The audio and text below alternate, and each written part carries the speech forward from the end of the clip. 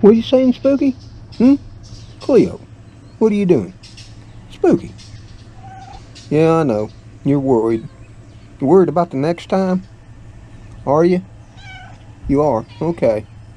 Well, I came out here to discuss it with you and talk to our friends and family some. Hey, let's sit down on the front porch, right, Cleo? And have a chat. Yeah, Spooky, I brought out some notes too after talking to you this morning. Cleo, be nice. Yeah. Oh, well, hello there again, friends and family. So good to see you again. And yeah, I was talking to Spooky some this morning after he was watching some things on, mainstream media and social media about this massive tragedy that has befallen on the South and Southeast. Still affecting 6 states, and at its peak actually affected 10. And of course, that's Hurricane Helene, which we were very blessed and spared here. We had some limbs come down, a lot of leaves and stuff, no power outages, and really no inconvenience that to speak of. And I feel very blessed. And I wish everybody was so blessed too. But that's never the case when these huge natural disasters strike. Somebody's going to be affected. How many? We never know till it's over. But across 6 states now, and I'm sure you know them all: Florida, Georgia, South Carolina, North Carolina, West Virginia, Virginia, Tennessee, some parts of even Ohio, Indiana, and Illinois saw some impact from all the fury of Helene. It even spilled over into Arkansas and Missouri too. So it was a very wide impacted area, but no more impacted and devastated than Florida and western North Carolina, as we've all seen. But as I've watched the videos and photographs come out of entire towns, not just one, but literally dozens upon dozens upon dozens more, totally devastated, some wiped off the face of the earth. It's made me think, now's the time to look over how it could have been here had it kept coming on straight at us like it was predicted to on Tuesday and Wednesday. And I'd be sitting right where they are. Now, the first thing you have to assess, wherever you may be, is what you might see, because every area is a little bit different. The number one thing I think all Southerners in the Southeast, Southwest, Midwest, even some places on the East Coast and Northeast have to fear is tornadoes. We in the South and Midwest fear them the most. They're quite devastating. They'll damage your houses, your businesses, and can even wipe them slap out. And what's the after effects of all of that? We've all seen that too. There is no water. There is no food. There is no power. There is no sewer. These are all the things you have to consider. How you're going to be impacted by whatever natural disaster is most likely to befall you. Yeah, and it's different, like out in California. It can be earthquakes. Out in the West, even Colorado. There can be droughts that can become disasters too, as well as we've seen here, primarily in Florida and in the Carolinas. And that's the threat of the damage water can do, whether it's from storm surge or floods. I don't got to worry about floods here, sitting on top of the Piedmont Plateau. If it floods here, then it'll be flooded all the way 150 miles to the Gulf Coast. We'll be slap underwater. So that's not my fear. My fear is, of course, tornadoes, damaging winds and destruction, as well as hurricanes, because we've seen 2 here, right where I'm sitting now. But All of this has made me think a lot while the images of what is happening to so many Americans here in the South and Southeast. What if it happened to me, the Kitty Crew, right here? And now's the time to think about it while it's all fresh in our minds. So I thought I'd just go over a little list I made and see if I've got it covered. And maybe you'll let me know if you got these things covered too. So the first number one thing we all need to consider is water. Yep. It was once said, water, water everywhere, but not a drop to drink. And that's true in places that suffer storm surge and floods. There's water everywhere, but in all truth, there's not a drop to drink or use. It's all contaminated. From household chemicals, diesel, gas, other chemicals too, not to mention particulate matter, mud, all kinds of things are in that water. So you got to keep a supply of water on hand at all times. And you might say, well, if you're just covering your drinking water requirements per day, the golden rule used to be 64 ounces on average. And of course, this is all based too on body weight. If you weigh like 80 pounds, you might only need 40 ounces. If you weigh 220 pounds, you may need somewhere 120 to 140 ounces. But I'm going to just speak about averages. And this is just drinking water. For men, the current thought is 3.7 liters per day, which equates to 124 ounces for men. For women, 2.7 liters or 92 ounces per day. That's just for drinking. Before you even think about water to flush the toilet, that's a consideration too that we'll talk a little bit more about. And then there's stuff, the mundane things, like cleaning up yourself, doing dishes, and what have you. And a lot of people say, well, I got a well. Well, during these natural disasters, one of the things most likely you'll do without, either short-term, long-term, or way longer term than you would have ever thought, is a lack of power. And we'll talk some more about that. But the second most important thing is food. You got to have food to keep your body going, keep your energy levels up, and help sustain your mood. And what you're going to be wanting is not freezers chock full of food, because that gets back to that no electricity thing, but you're going to need shelf-stable food. And for me, I prefer canned goods. Now you can home can them and put them in mason jars. Not my preferred way, especially seeing all the destruction from the floods and storm surge and hurricane, the wind damage and what have you. Glass jars would not been the way to go. But canned goods, they'll take a beating, and they might be strode all over the yard or downstream somewhere, but a lot of them will come through. And of course, if you have them put up some way stored up on high ground, which is another consideration to think about, if you're facing, imminent damage from floods, where are you going to put all your supplies should your place be totally destroyed? Another thought to think about, because you can be the most prepared individual in the world, and if the house ain't there no more, then you're back to ground zero. So that brings up another rule about having your water and your food in more than one place.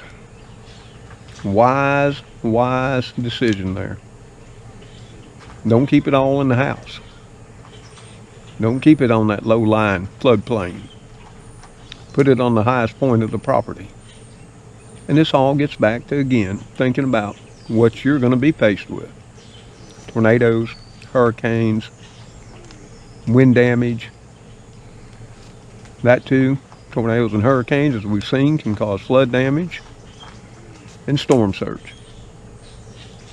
So I prefer canned goods. I don't prefer box goods. Case in point, not a single box or bag good up in western North Carolina with all the flooding or the storm surge in Florida would be any good. It'd just be slap out ruined. And then you got to understand, well, how much food do I need? Well, per person, at a bare minimum, you're going to need 1,200 calories. And for a growing boy, a full-size man, 1,800 to 2,400, depending on the exertion he's putting out. Women require a little less. Maybe 1,200 to 1,400. But here again, it all gets back to exertion on how much water and food will be required per day. If you're just sitting there on the front steps like I am now, well, that 1,200 might get you through. But if you're out clearing debris, working on your house, salvaging things, what have you, you're going to need 16, 18, 2,400 calories just to get through and maintain your body while you're exerting it through this tragedy you're living through. So, water and food. Another thing that's going to be in the top 3 depends on your situation. And that's your medications.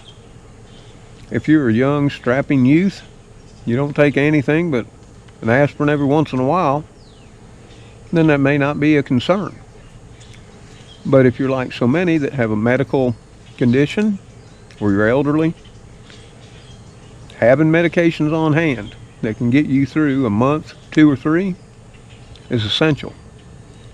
Because here again, the people affected by this great devastation, they're not able to get any more medications. No, they're not. And that's becoming a great health concern too, so bear that in mind. And of course, always you're going to need first aid supplies for something as minor as deep scratches, cuts, other wounds. What if you had a leg broken or some other medical health emergency? So you've got to have first aid supplies too. Bandages, sutures, splints, tourniquets. The list goes on and on. And I'm just briefly going over some of this to stir your thoughts in your mind so you can sit down and start to make your own list of what you need to do. And one of the biggest ones that often becomes a complaint right from the start is electricity. We so do depend on it so much now for everything in our lives, from communications to information, to keeping our food preserved, to heating and cooling our house. If you have a well, you need electricity for the pump. A lot of new modern day sewer systems on your property require electricity too. Not to mention no electricity, city and county sewer don't work. So you've got to have some way, either short term or now as many are faced today after 8, 9 days without power. Maybe their short term thoughts, they kept a generator on hand and 5 gallons of gas, didn't even put a scratch in what they're up against. So I'm sure once they get through with all of this, they too will be in the future rethinking their plans. And you'll see a lot about solar generators. I mean, everybody touts them on social media. And to me, they're a short-term stopgap measure. Not meant for anything like what these people are going through. I have 2 here that were gifted to me through a good friend, Rudy, the Alaska prepper, which contacted Opus, and they sent them to me because of my medical health conditions. And I'm forever grateful for them. Or are they something that will carry me through something as major as what's happening right now in North Carolina and Florida? Well, a little bit, but not a lot. And why do I say that? Well, depending on the size of the solar generator you have, how much you spent and how many you got, depends on how long you can go and what they'll do for you. And that's what you've got to figure out when you're looking at how you'll provide yourself with essential electricity. Like, what do you actually got to have to live? If you've got medical conditions like me, I have an oxygen concentrator that I use, not all the time, but a lot of the time, to make my life a little bit better. Yeah, can I survive without it? Yes, I can. Is my life more miserable without it? Yes, it is. So I would prefer it to be on, especially when I'm having a flare-up from my COPD. So I got to consider that. And how long do I need it? Well, depends on the day. Like, you'll see me out here shooting a video, and you'll see me driving the car or what have you. But there are other days with Mr. Tom's on the O2 and not out here making videos or working hard. So is it absolutely necessary at this point? No. Does it make my life better? Yes. And I need to consider that. And the Opus 1200 watt solar generators I have will carry it for some time, but not all the time. And solar generators take time to charge up. Like my 1200 watt solar generators that Opus sent me, that I love a lot, take 6.5 hours to charge up if you plug them into the wall from 0 to 100%. 12 hours if I charge them from the car. And 8+ hours, and this all depends on how bright the sun is and whether it's partly cloudy or mostly cloudy. But it's 8+ hours from solar panels. So think about that. If you drain it down to 0 overnight, you get up the next morning, you need to charge it up. Well, there's the time frames for you for just my little 1200 watt. So in my mind, I need to invest in another gas, propane, or diesel generator. Now, I had one, a 2750 watt that would power my freezer and refrigerator. It'd carry one air conditioner, or it would carry my O2 concentrator and keep some lights on. It wouldn't carry the whole house, and that's not necessary when you're in survival mode. So yeah, I'll be looking diligently into replacing that one, which has locked up, with something else in the very near future. In fact, I'm actively looking now. And you need to think about that. But once you get a generator, whether you buy multi-fuel, gas, propane, or some are gas, propane, and diesel too, how much fuel can you store? Where can you put it? Well, how can you rotate it? Gas needs to be rotated fairly frequently. Diesel, not so much. And propane will basically last forever. But in looking at generators, you'll see that depending on the fuel choice you use, gasoline will provide you the most wattage. Propane is the next, and I think diesel has the lowest. But I may have all that wrong, but I know gas provides more watts than propane, which is probably the multi-fuel one I'm going to be looking at. I can always have some gas on hand, but I do also keep some propane on hand. So look at your own electrical needs. What actually do you need to keep on? Not to make life comfortable, but just to get by. And I touched on sewer some. Now, in a day or 2 day event, it doesn't really matter that much. Hey, I'm a man. I can go anywhere on the property. I can go full-blown Boy Scout and military and dig a latrine if I have to. The Lord knows I've used one of them many a times back in the day. But for the ladies and children, that can become a difficulty. And like I say, city sewer doesn't work when you're facing the devastation these people are facing. And especially when the power's out. The pumps don't run. The treatment plant can't process. So, you got to look at that. One of the cheapest ways is just get a 5-gallon bucket or 2. Get you one of those camp potty seats that snaps on the top. Some sawdust or wood shavings. And keep that on hand. I actually have one of them too. Just in case. I've only had to use it once.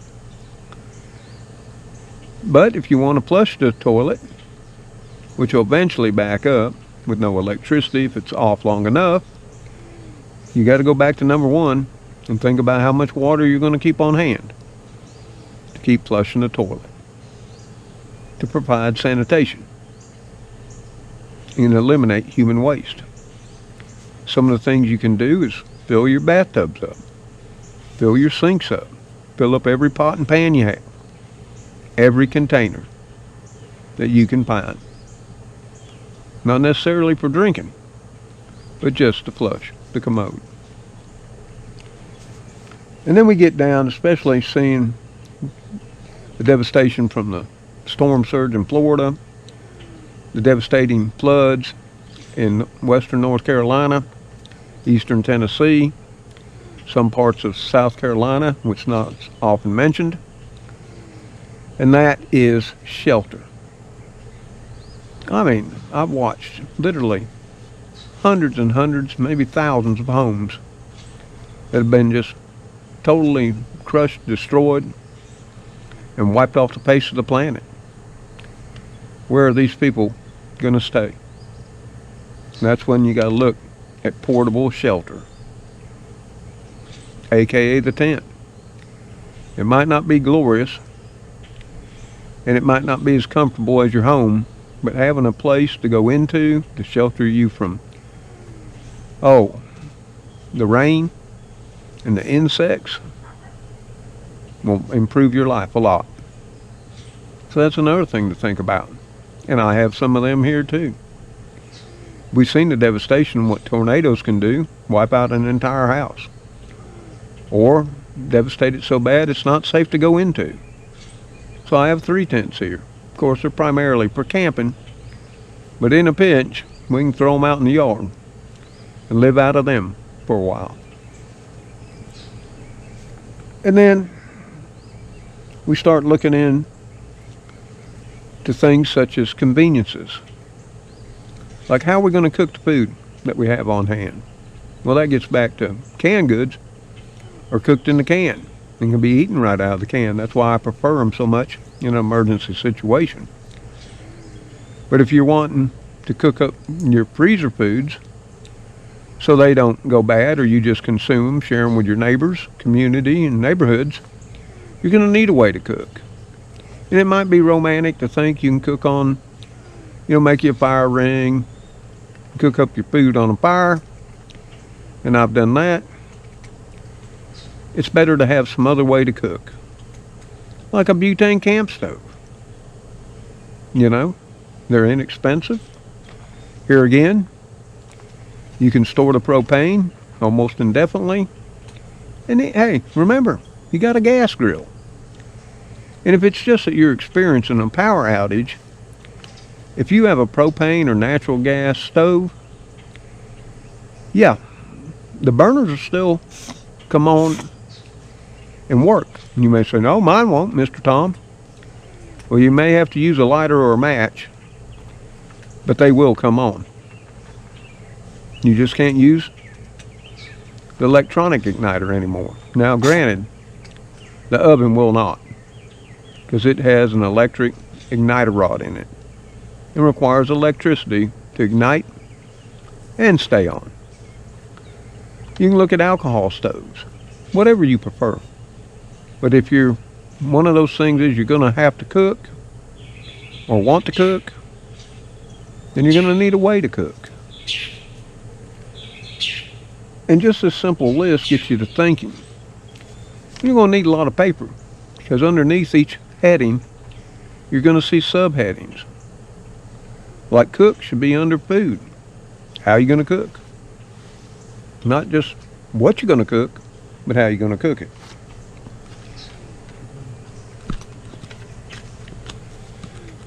And of course, what you're going to cook it with. It's just like going back to water.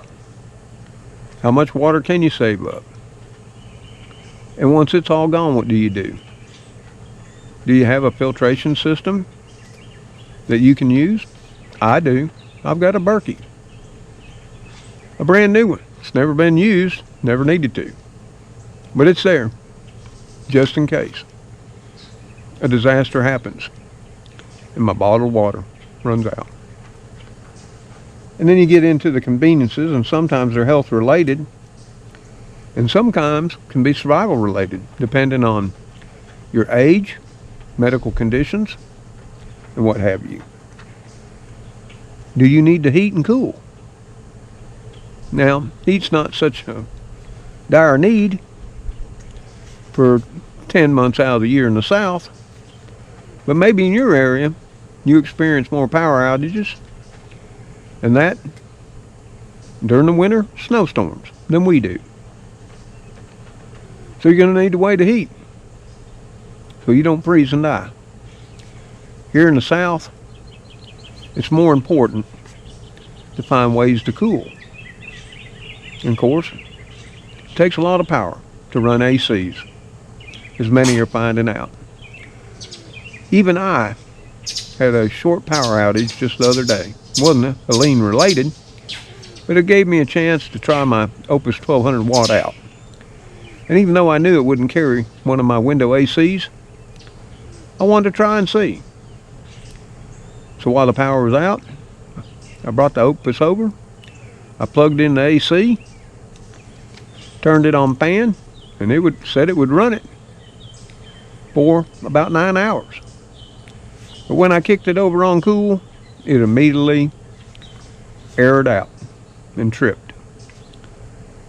So I know it won't carry that 12,000 BTU AC.